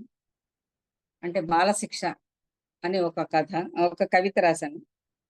4 ఇంగ్లీష్ ముక్కలు రాక నగుబాటయానని నాన్న నన్ను ఇంగ్లీష్ మీడియంలో చేర్చాడు అని ఆ కవిత స్టార్ట్ అవుతుంది. అతను బాగా చదువుకొని ఫారెన్ వెళ్ళిపోతాడు. అతనికి తెలుగు రాయడమే రాదు. తల్లి నువ్వు తెలుగులో ఒక ఉత్తరం రాయి నాన్న, నేను చదువుకుంటానంటే అప్పుడు అతను పిల్లల పక్కన కూర్చొని పెద్ద బాల శిక్ష దగ్గర నేర్చుకుంటూ ఉంటాడు అన్నమాట తెలుగు. అలాగే చిరునవ్వు గురించి ఒక కవిత రాశాను. అంటే కొన్ని అనుభూతులు కూడా కవితలుగా రాశాను. ఒక్క నీ చిరునవ్వే పక్కవారికి రోజంతా ప్రకాశం. అంటే కొంతమంది మొహం చాలా మార్చుకొని చిరాగ్గా ఉంటారు. వాళ్ళకి ఆఫీస్కి వెళ్ళి కూర్చోగానే ఈ చిరాకు పక్కవాడి మొహం చూస్తే వాడికి కూడా ప్లెజెంట్ గా అనిపించదు. అలా కాదు, చిరునవ్వుతో కనిపించాలి, పక్కవారికి రోజంతా ప్రకాశంగా ఉండాలంటే నువ్వు చిరునవ్వుతో ఉండాలి అని అది రాశాను. నెక్స్ట్ నాన్న అనేవాళ్ళు కనిపించని కవచం. ఒక ఆకాశం లాగా ఎప్పుడు మనకి కనిపించరు, కానీ ఒక కవచం లాగా నాన్న మనకి ఎప్పుడు ఉంటాడు అని రాశాను. అలాగే నీరెండ దీపాలు అనే రెండో కవిత సంపుటి 2017లో వచ్చింది. భయారణ్యం అని కార్పొరేట్ హాస్పిటల్స్ గురించి రాశాను. అంటే ధనదాహంతో కార్పొరేట్ ఆసుపత్రి ఏసీ పొగలు కక్కుతుంది, రిసెప్షన్ కౌంటర్లో డబ్బు కట్టల్ని పిండుకుంటుంది, వ్యాపార వైద్యంలో సేవాభావం నేతి బీర అనే ఒక కవిత రాస్తే దానికి నాకు బహుమతి వచ్చింది. అలాగే పరమ పురుషుడు అంటే నువ్వు చాలా అందంగా ఉన్నావు అంటాడు, నువ్వు లేకపోతే ఉండలేనంటాడు. అన్ని చెప్పి పెళ్లి చేసుకున్న తర్వాత అతను అమ్మాయిని మళ్ళీ అలక్ష్యం చేస్తారు, నిర్లక్ష్యం చేస్తాడు. అమ్మాయి గనక కాలం చెల్లిపోతే ఒక ఎలిజీ రాసి అవార్డు అందుకుంటాడు అని మగాళ్ళు నైజం ఎలా ఉంటుంది అని ఒకటి. నెక్స్ట్ ఆడవాళ్ళు చిన్నప్పటి నుంచి ఆడవాళ్ళని నువ్వు ఆడపిల్లవి తలంచుకోవాలి అని చెప్తారు. పెద్దాళ్ళు అయిపోయిన తర్వాత కూడా ఇంకా పెళ్ళి అయ్యింది జాగ్రత్తగా ఉండాలి అంటారు. తర్వాత కూతురు పెళ్లి చేస్తే కూతురు పెళ్లి చేస్తున్నావు, నువ్వు ఆడపిల్ల తల్లి జాగ్రత్తగా ఉండాలంటారు. కొడుకు పెళ్లి చేసినప్పుడు కూడా నువ్వు అబ్బాయి తల్లివి, నువ్వు ఎగిరెగిరి పడకూడదు, జాగ్రత్తగా ఉండాలి అంటారు. ఇలా ఎప్పుడూ మనకి ఈ ఇవన్నీ చెప్తూనే ఉంటారు. అసలు ఎలా అయితే ఎప్పుడు మనం ఒరిజినల్ గా ఉండగలుగుతాం, ఈ విస్ఫోటనం చెందుతాం ఏదో ఒక రోజు అని ఒక ప్రతిఘటన భావం కలుగుతుంది ఆడవాళ్ళకి. అణిచివేత ఎలా ఉంటుంది అన్నది. నెక్స్ట్ ఇప్పుడు ప్రవాహోత్సవం గురించి సార్ చెప్పారు కదా, నా కవితలు ఏమేమి ఉన్నాయి, నీకు నీవే రక్ష అలాంటి కవితలతోటి ఈ నెల, ఈ సంవత్సరం ఏప్రిల్ 21న ఈ ప్రవాహోత్సవం కవిత సంపుటి రిలీజ్ చేశాను. అందులో ఒక కవిత ఏంటంటే స్పందిస్తున్నావో లేదో అని. అంటే నిత్యం జరిగే అన్యాయాన్ని చూస్తాము, రోజు ఎవరో మటర్లు చూస్తున్నాము, ఆ అమ్మాయిల మీద అత్యాచారాలు అవన్నీ చూసి కూడా మనం స్పందించడం మానేస్తున్నాం. రోజు చూసి అలవాటైపోయి మామూలే అంటున్నాం కదా, స్పందించడం మానేయకండి. అలా స్పందించడం మానేస్తే శిలా సదృశమైన మనిషి అయిపోతారు అని ఒక కవిత. అలాగే అమాయకపు అమ్మాయి కావాలి. అమ్మని మనం ఎంత నిర్లక్ష్యం చేసినా కూడా అమ్మ గమనించకుండా అమాయకంగానే ఉంటే బాగుంటుంది మనం. ఏమైనా అన్నా కూడా అమ్మ మళ్ళీ ఆమె తెలివితేటలన్నీ చూపించి మళ్ళీ మన లాజికల్ గా మాట్లాడకుండా అమాయకంగా ఉంటేనే బాగుంటుంది. ఎందుకంటే మదర్స్ డే రోజు కూడా మనం ఫ్రెండ్స్ తో కేక్ తింటే ఆ పళ్ళెలు కూడా మళ్ళీ అమ్మాయికి అడుగుతుంది అని. అంటే మదర్ని మనం ఇవ్వాల్సిన రెస్పెక్ట్ ఇవ్వకుండా గుర్తొచ్చినప్పుడు చెప్దాంలే అమ్మకి జేజేలు, బొమ్మ వేద్దాం, కవిత రాద్దాం అని అనుకుంటారు అని. ఇంకా నాకు ఇష్టమైన లాస్ట్ ప్రక్రియ కాలమ్స్. ఇవి నేను ఒక 100 కాలమ్స్ వరకు రాశాను, 3 సంపుటాలు. అంటే కొన్ని సబ్జెక్ట్స్ తీసుకొని మిత్రులతో మాట్లాడుతున్నట్టుగా, అంటే కొన్ని అనుభూతుల్ని, అనుభవాల్ని ఒక లైటర్ వెయిన్ లో తీసుకుని రాశాను. అవేంటంటే డాక్టర్ల మహిమలు. డాక్టర్లు ఎలా, ఎన్ని రకాల మంది డాక్టర్లు ఉంటారు. మనిషిని చూడకుండానే ఇంక వాడు నోరిప్పకుండానే మందులు రాసిస్తుంటారు. అనగానే జ్వరానికి రాసిస్తారు. ఇంక వాడు ఏదో చెప్పే వరకు రాసేస్తారు, వెళ్ళిపో అంటారు, అసలు వినరు అని సరదాగా రాశాను. నెక్స్ట్ అలాగే సిరిమల్లెలు అని ఒకటి. అంటే జీవితం సినిమా కాదు. అలాగే నీ గతమే నీ బలం. ఎవరికి వాళ్ళు నా గతం అంత బాలేదు, నేను చాలా కష్టాలు పడ్డాను అని అనుకుంటారు. కానీ ఎవరైతే ఎవరి గతమే వాళ్ళకి బలం. ఆ గతం పునాదుల మీదే వాళ్ళ భవిష్యత్తు నిర్మితం అవుతుంది. గతాన్ని గురించి ఎప్పుడూ ఎవరో బాధపడకూడదు. ఒకళ్ళకి ఒక లోటు ఉంటుంది, ఒకళ్ళకి ఫైనాన్షియల్ ప్రాబ్లం ఉంటుంది, సరే తల్లిదండ్రులు ఉండకపోతారు, ఇంకోసారి ఇంకో ప్రాబ్లం వస్తుంది. ఏ ప్రాబ్లం వచ్చినా గతంలో అవన్నీ ఇప్పుడు నీ బలాలు అవుతాయి, కానీ అవి నువ్వు ఎప్పుడు నువ్వు మైనస్ గా అనుకోకూడదు. అది ఒకటి. అలాగే పిసినారి పద్మలు, దర్జా దమయంతులు. చాలా పిసినారిగా ఉండే అమ్మాయిలు ఉంటారు, చాలా దర్జాగా ఉండే దమయంతులు ఉంటారు. మన అటు ఉండొద్దు, ఇటు ఉండొద్దు, బ్యాలెన్స్ చేయాలి అని. అంటే ఏదో ఒక టాపిక్ తీసుకుని కాస్త నవ్వొచ్చేలాగా. అలాగే డ్రీమ్ హస్బెండ్స్ ఎలా ఉంటారు, రియల్ గా హస్బెండ్స్ ఎలా ఉంటారు. డ్రీమ్ లో ఉన్నట్టుగా రియల్ గా ఉండరు, ఇంతలా నవ్వుతూ ఏముండరు. ఆ రైల్వే కౌంటర్ లో క్లర్క్ లాగా ఉదాసీనంగా ఉంటారు. జీవితంలో భర్తలు చాలా రొమాంటిక్ గా ఏమి ఉంటారు అని అలా సరదాగా రాశాను. అయితే ఇవి భావవల్లరి, కలర్ఫుల్ కదంబం అనే వాటి పేర్లు.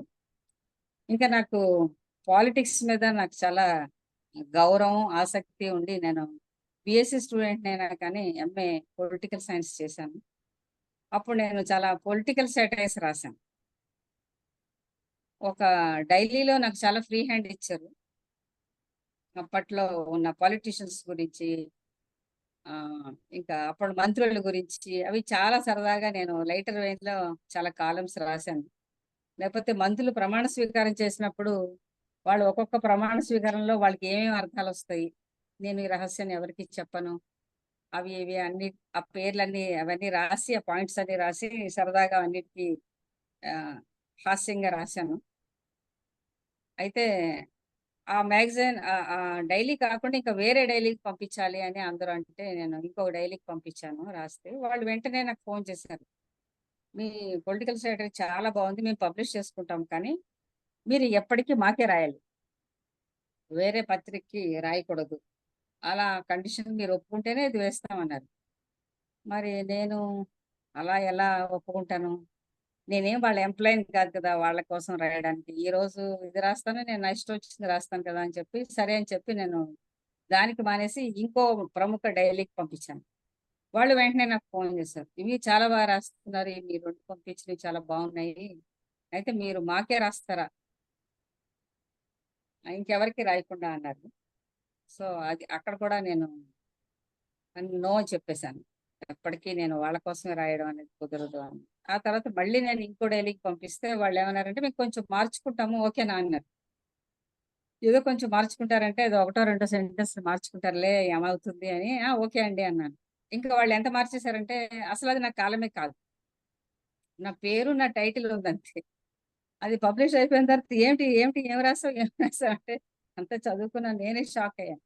అసలు నేను ఏం రాశాను, వాళ్ళు ఏం రాశారని. అంటే వాళ్ళు వాళ్ళ, అంటే ఇప్పుడు పత్రికలన్నీ ఏమున్నాయంటే పార్టీ పత్రికలే కదా. ఇప్పుడు ఏమన్నా మహాత్మా గాంధీ గారు చెప్పిన ఫ్రీ ప్రెస్ ఏమీ లేదు కదా. వాళ్ళ పత్రిక వాళ్ళు ఏ పార్టీని సమర్థిస్తారో వాళ్ళని అనుగుణంగా, ఎవరిని వ్యతిరేకిస్తారో వాళ్ళ మీద సెటైర్లు వేసి అదేదో రాసిస్తారు వాళ్ళు. అంటే వాళ్ళ పత్రిక పాలసీ అలా ఉంది. ఆ దెబ్బతో నేను ఇంకా ఈ పొలిటికల్ సెటైర్లు రాయడం మానేశాను. తర్వాత ఈ మధ్యనే ఒక ఆన్‌లైన్ మ్యాగజైన్‌లో ఈ కవితలు అంటే పొలిటికల్ కవితలు ఏదైనా ఎవరినైనా వ్యంగ్యంగా వచ్చినవి అవి అందులో రాస్తున్నాను. నా కాలమ్స్ అందులో వేస్తున్నారు కాబట్టి ఈ పొలిటికల్ సెటైర్‌ని కూడా ఆ కాలమ్స్ లాగే వేసుకుంటున్నారు వాళ్ళు. సో, ఆ విధంగా నేను పూర్తిగా మానేయలేదు. ఇలా కంటిన్యూ చేస్తున్నాను. ఇకపోతే అవార్డ్స్, రివార్డ్స్ గురించి చెప్పాలంటే, నా కథలు కొన్నిటికి బహుమతులొచ్చాయి. అప్పుడు నేను చాలా సంతోషంగా ఉండేది. ఆ తర్వాత కొన్ని అవార్డ్స్ వచ్చాయి. కొన్ని సంస్థలు నాకు ప్రతిభా పురస్కారాలు, సాహితీ సేవా పురస్కారాలు అందించి గౌరవించారు. ఇవన్నీ మెట్లు. అయితే అప్పటికి అవి చాలా సంతృప్తిని కలిగిస్తాయి. నిజానికి రచయితకి ఆత్మ సంతృప్తి కలిగించేది వాళ్ళు రాసిన రాతలే, ఆ పుస్తకాలే వాళ్ళకి సంతృప్తి చివరి వరకు మిగిలేవి ఆ సంతృప్తే. నేను ఇప్పుడు రాద్దామా నేను ఇప్పుడు రాయదలుచుకున్న వాటిలో 80% రాసేసాను. నేనైతే చిన్నప్పటి నుంచి అయితే ఏ టాపిక్స్ అనుకున్నానో అవన్నీ రాశాను. మిగిలినవి 20% భవిష్యత్తులో రాయాలి. రాయకుండా ఉండలేనప్పుడు ఆ 20% కూడా రాస్తాను. ఇప్పుడు నాకు పూర్తి పాఠకురాలిగా మారిపోయి, నేను ఎన్ని రోజులు మిస్ చేసుకున్న పుస్తకాలన్నీ చదవాలని, లేకపోతే ఇంకొకసారి ఇంతకు ముందు చదివినవి ఏమైనా ఉంటే మళ్ళీ ఒకసారి చదవాలని నేను అనుకుంటున్నాను. నా సాహితీ యాత్ర 30 సంవత్సరాలుగా చాలా సంతృప్తిగా సాగింది. I am very content.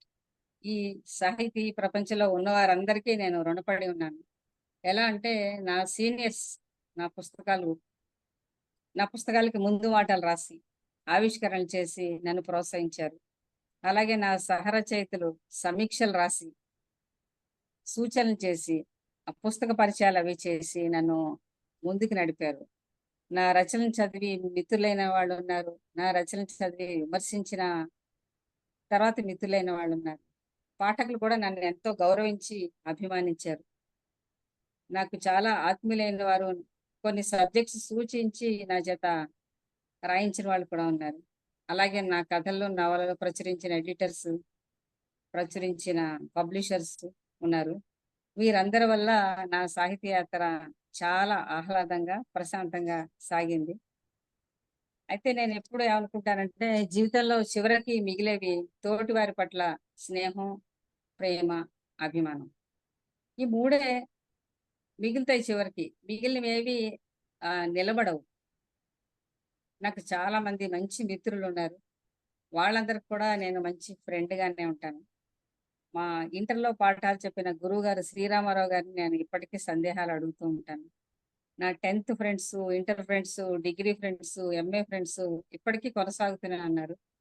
వాళ్ళతో పాటే నా ఆఫీస్ కొలీగ్స్, ఇంకా సాహితీ ప్రపంచంలో మిత్రులు, ఫ్యామిలీ మిత్రులు కూడా ఉంటారు.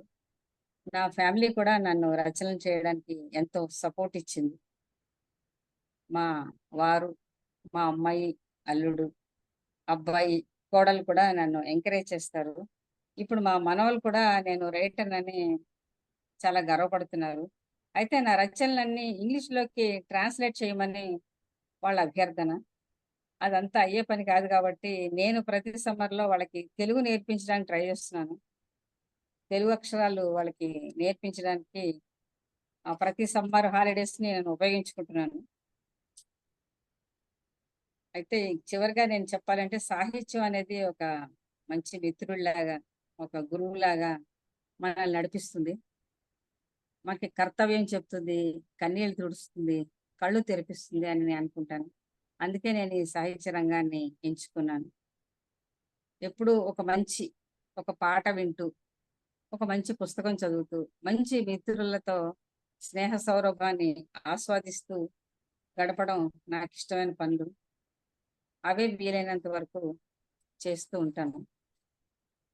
ఇవండి నా సాహితీ యాత్ర విశేషాలు. ఇలా మీ అందరితో పంచుకునే అవకాశం కల్పించిన శ్రీ నవీన్ చంద్ర గారికి నా కృతజ్ఞతలు. ఈ కార్యక్రమానికి ఇచ్చేసి నా మాటలు విన్న సాహితీ మిత్రులందరికీ పేరు పేరున ధన్యవాదాలు తెలియజేసుకుంటున్నాను. నమస్తే అండి. నమస్తే. ధన్యవాదాలండి గౌరలక్ష్మి గారు. సరే, ఇప్పుడు మనం 3వ భాగానికి వచ్చాం ఈ ప్రోగ్రాంలో. మొదటి భాగమేమో నేను పరిచయం చేయడము, తర్వాత మీ ప్రసంగము, తర్వాత 3వది ఏమిటంటే ప్రశ్నోత్తర మాలిక అని పెట్టాము. ఈ ప్రశ్నోత్తర మాలిక ఎవరంటే మీ ఇక్కడ ఉన్నటువంటి అతిథులు, వాళ్ళు ప్రశ్నలు అడుగుతారు. అడిగితే మీరు జవాబు చెప్పండి మీకు కావాలనుకుంటే. అలాగే అంటే సార్. మొదటి మొదటి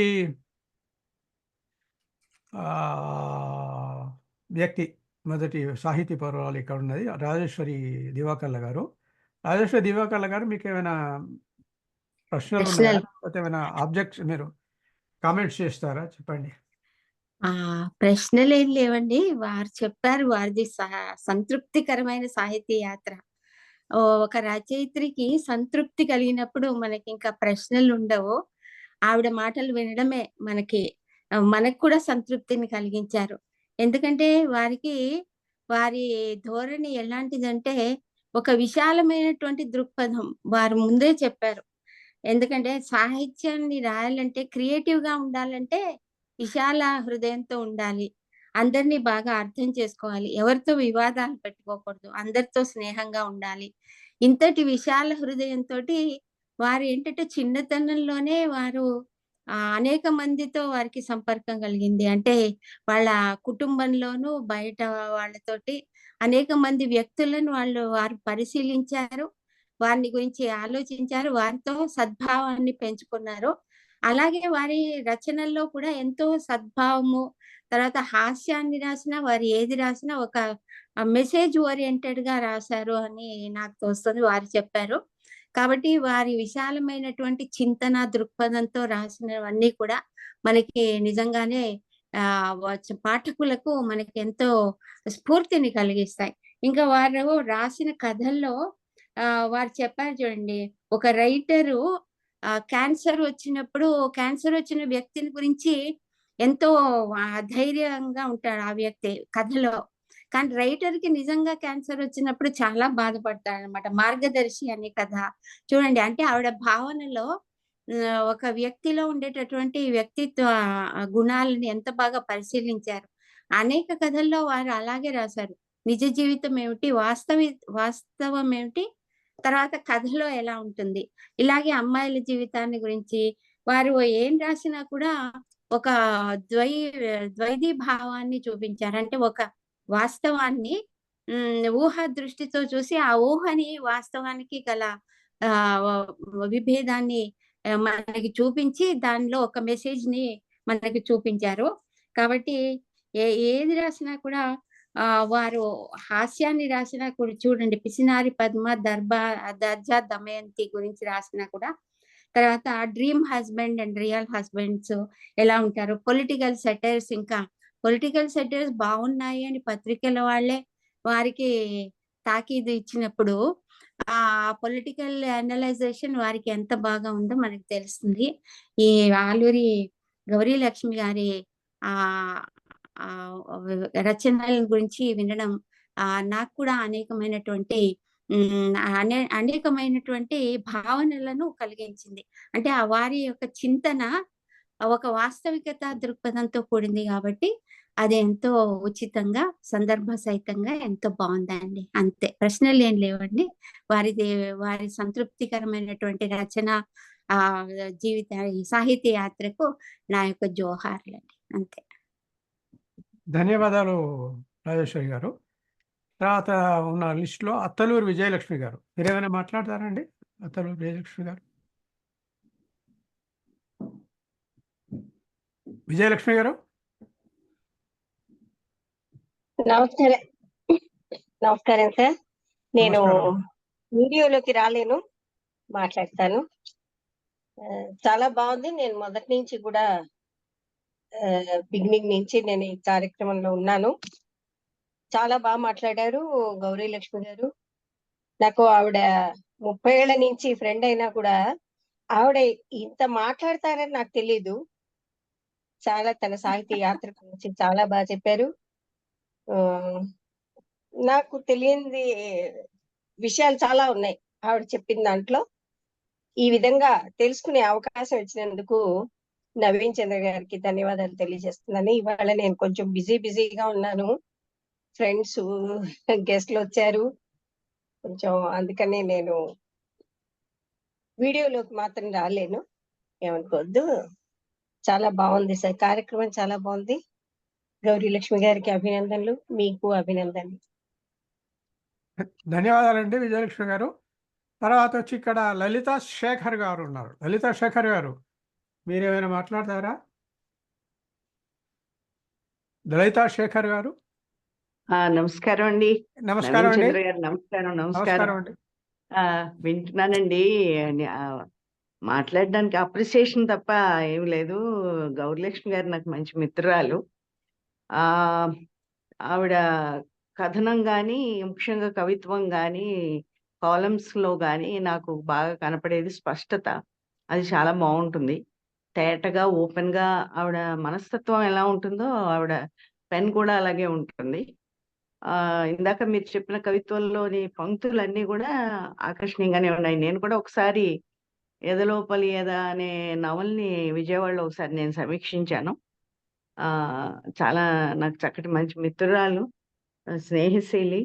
ఆవిడ జీవితాన్ని ఎలా ఉండాలని కోరుకున్నారో, ఎలా ఉండలేదని, ఉండలేని సందర్భాల్ని ఎలా చెప్పాలనుకున్నారో మొత్తం అంతా కూడా ఆవిడ సాహిత్యంలో వచ్చేసాయి. ఆవిడ చెప్పినట్టు 80% వచ్చేసింది.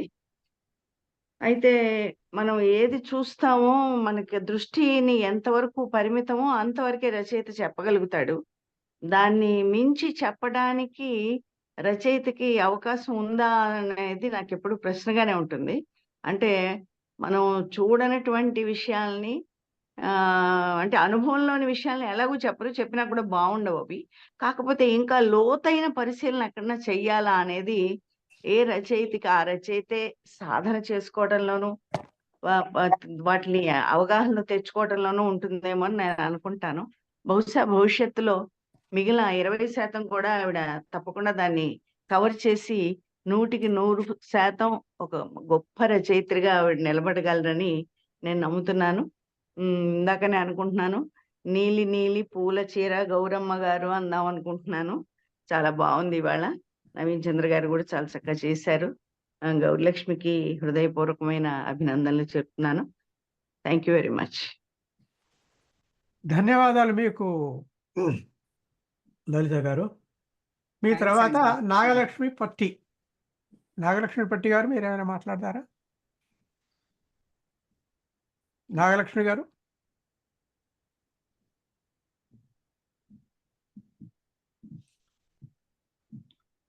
నాగలక్ష్మి గారు లేనట్టున్నారా?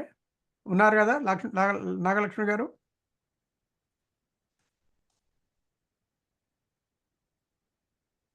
ఏమో మరి వారు రెస్పాండ్ కావడం లేదు, వారు స్పందించడం లేదు.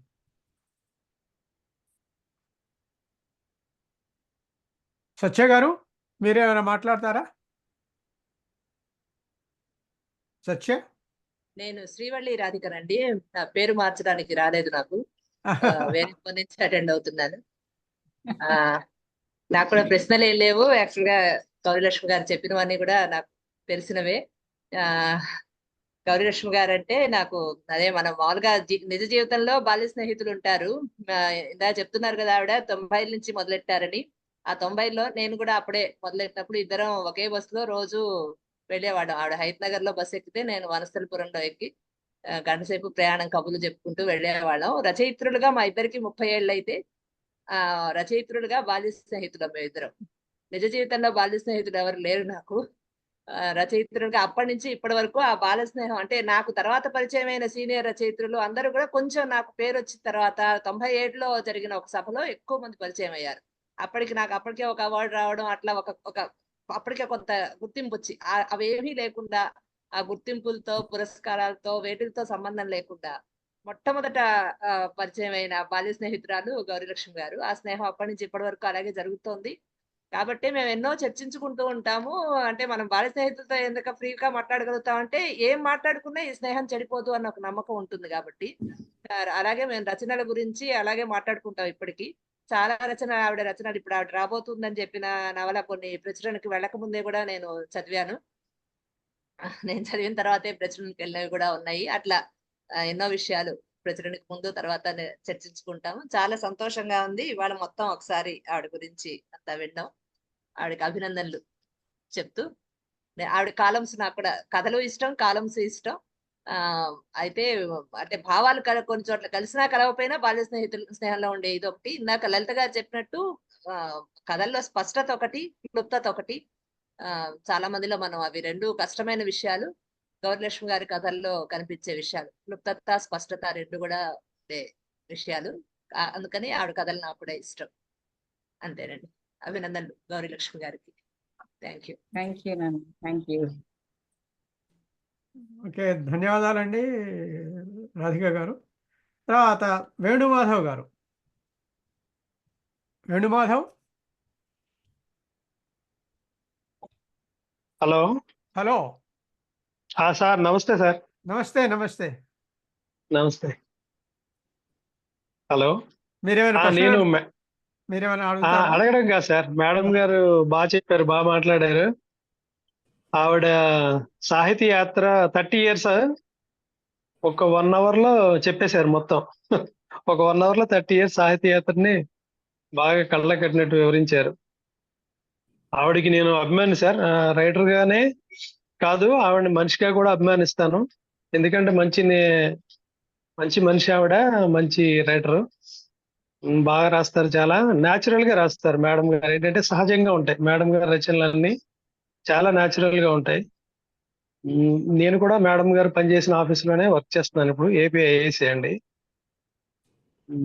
ఇంకా మేడం గారికి అభినందనలు తెలియజేస్తున్నాను. మేడం గారిని చూస్తే లైఫ్ అంటే ఇలా బ్రతకాలి అని అనిపిస్తూ ఉంటది. హ్యాపీగా ఉండాలి, నలుగురిని హ్యాపీగా ఉంచాలి, మనకి నచ్చిన పని హ్యాపీగా చేసుకోవాలి అని, లైఫ్ ఈజ్ బ్యూటిఫుల్ అని అనిపిస్తుంది అనమాట. మేడం గారిని చూస్తే అట్లాగే ఉండాలి, అట్లాగే బ్రతకాలి. ఎవరైనా సరే ఫ్యామిలీతో కానీ, ఫ్రెండ్స్తో కానీ, ఆఫీస్లో కొలీగ్స్తో కానీ అందరితో హ్యాపీగా ఉండాలి, పాజిటివ్ యాటిట్యూడ్ ఉండాలని మేడం గారు మాకు చెప్తా ఉంటారు. ఆవిడ కూడా అలా చేసి చూపించారు. మేడం గారికి అభినందనలు తెలియజేస్తున్నాను. మీకు కూడా కృతజ్ఞతలు తెలియజేస్తున్నా సార్. ఈ సందర్భంగా మేడం గారి అనుభవాలు మాతో పంచుకునేలా చేసినందుకు మీకు కృతజ్ఞతలు. ధన్యవాదాలు మీకు. తర్వాత ఏఎస్ఎన్ రాజు గారు ఉన్నారు. ఏఎస్ఎన్ రాజు గారు ఏమైనా కామెంట్స్ చేస్తారా? రాజు గారు.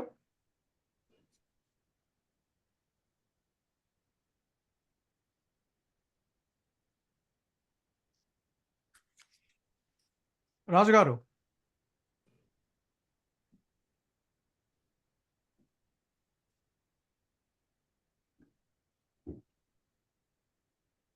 రాజుగారు ఏం మాట్లాడడం లేదు. అయితే ఇవాళతోని కార్యక్రమం ఇది ముగిసిపోతుంది.